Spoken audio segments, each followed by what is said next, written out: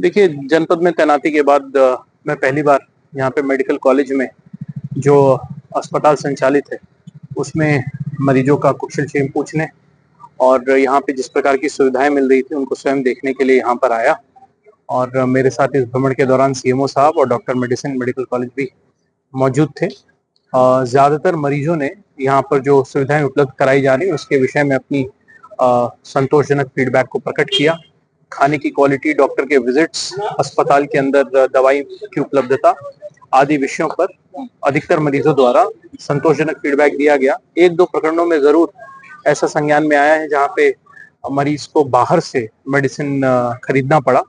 ये स्थिति बिल्कुल भी स्वीकार योग्य नहीं है और इसके लिए डॉक्टर साहब को जाँच दी गई है कि किन परिस्थितियों में ऐसा हुआ।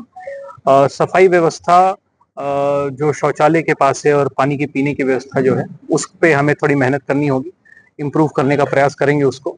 हमारे हॉस्पिटल को जो नेशनल क्वालिटी असेसमेंट गाइडलाइंस है, उसके अंतर्गत भी प्रमाणित कराने का प्रयास करेंगे।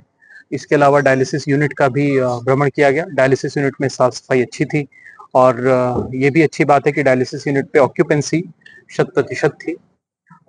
इसके अलावा एक और उद्देश्य था कि जनपद में जो तापमान बढ़ने की वजह से हीट स्ट्रोक का खतरा है, उसके लिए शासन द्वारा दिए गए निर्देश के अनुसार यहाँ पे जो हीट वेव के मैनेजमेंट के लिए कोल्ड रूम्स तैयार किए गए हैं, उनका भी निरीक्षण किया गया। निरीक्षण के दौरान वहाँ पे भी मतलब कि एयर कंडीशनिंग एंड क्लीनलीनेस आदि की व्यवस्था ठीक थी।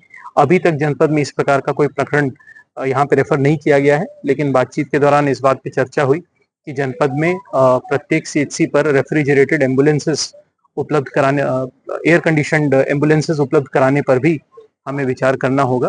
तो यहाँ के प्रिंसिपल साहब के साथ बैठकर, सीएमओ साहब के साथ बैठकर और बाकी चिकित्सकों के सहयोग से प्रयास रहेगा कि अस्पताल को जनपद के नागरिकों के लिए और बेहतर बनाने के सतत प्रयास किए जाएँ।